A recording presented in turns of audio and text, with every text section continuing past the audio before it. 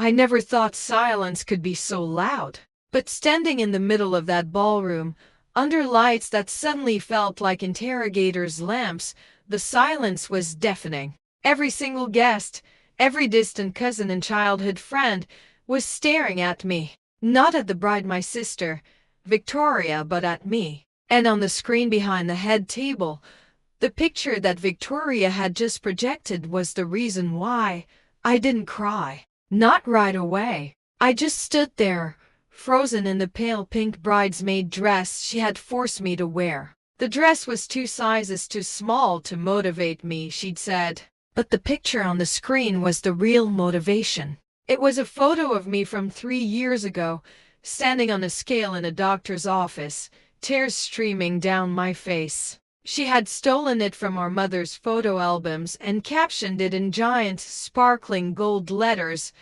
My sister, before she found self-respect. Glad you finally fit the dress, Claire. A wave of laughter rippled through the room. It was the kind of nervous, ugly laughter that people let out when they're embarrassed for someone else but too scared to stop it. My mother was at the corner table, her face buried in her hands. Not out of shame for Victoria's cruelty, but out of shame for me being a spectacle.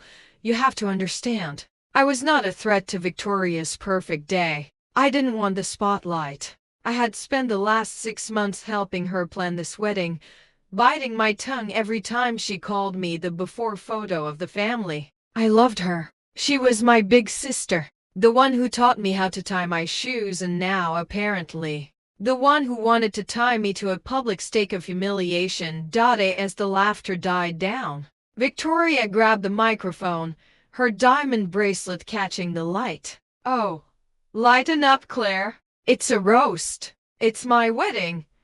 I can laugh at whatever I want. That's when I felt something shift inside my chest. It wasn't just pain. It was a cold, quiet snap.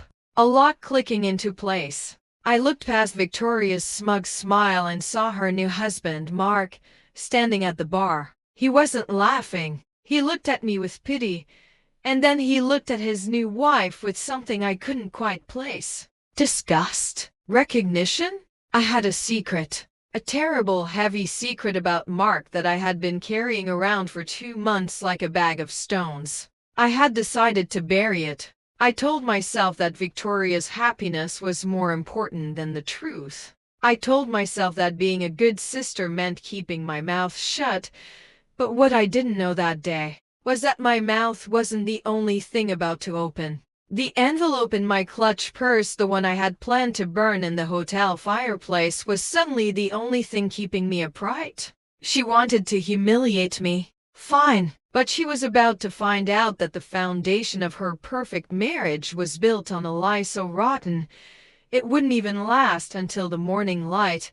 I didn't make a scene during the reception. I let her have her moment. I walked off the floor with my head held high, even though my insides were water. I went to the bathroom, locked the stall door, and just breathed. The dress was cutting into my ribs, a physical reminder of the box Victoria wanted to keep me in. That's when it hit me.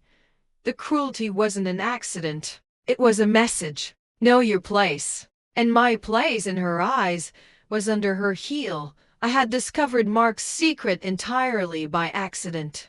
2 months ago, I was at a coffee shop downtown, meeting a florist about the wedding arch. That's where I saw Mark. He was sitting in the corner booth, holding hands with a woman who was very clearly not Victoria. They weren't just friends. The way she looked at him, the way he whispered in her ear, it was the kind of intimacy you only have when you've known someone's skin for a very long time. I did something I'm not proud of. I followed her out. Her name was Lena. I learned later that she was a real estate agent from the next town over. I cornered Mark a week later. He broke down instantly. He told me he was confused, that he loved Victoria but that Lena was his soul's rest. He begged me not to tell. He swore he would end it. He swore he would be a good husband. Because I loved my sister, and because I believed everyone deserved a chance to fix their mistakes. I agreed to silence, but as I sat in that bathroom stall, Listening to the muffled bass of the DJ playing with our family, I realized Mark hadn't fixed anything. I had seen his phone light up during the best man's speech. "Lena, can't wait to see you tomorrow. I miss your face." He was still lying.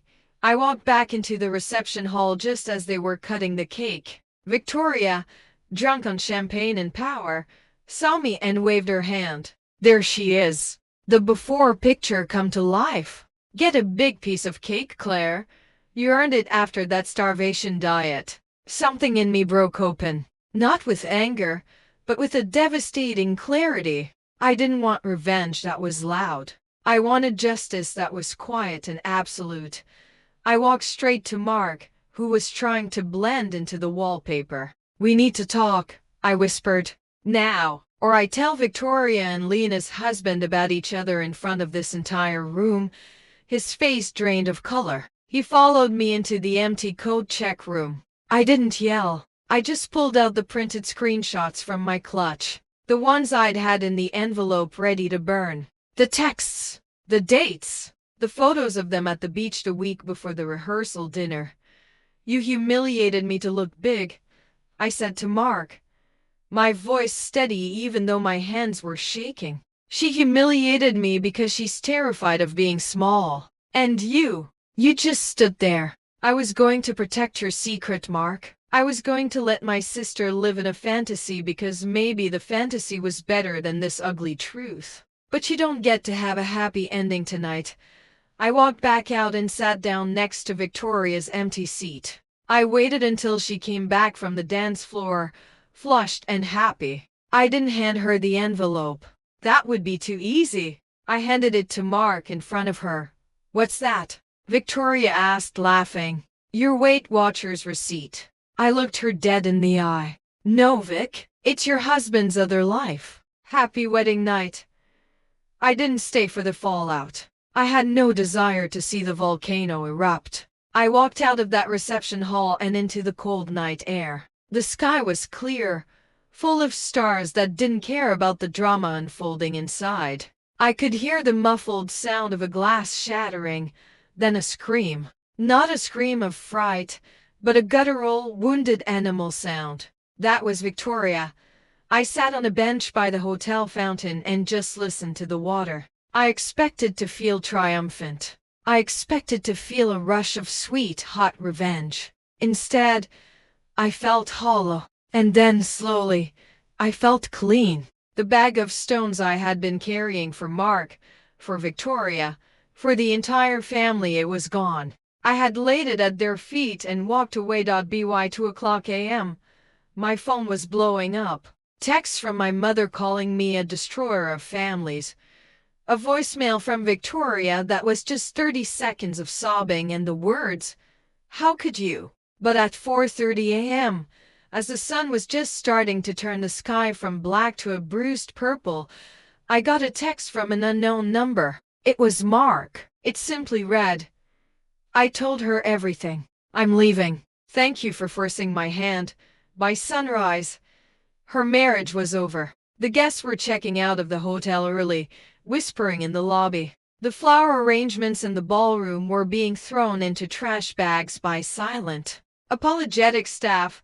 Victoria came to find me in the lobby at 6:00 a.m.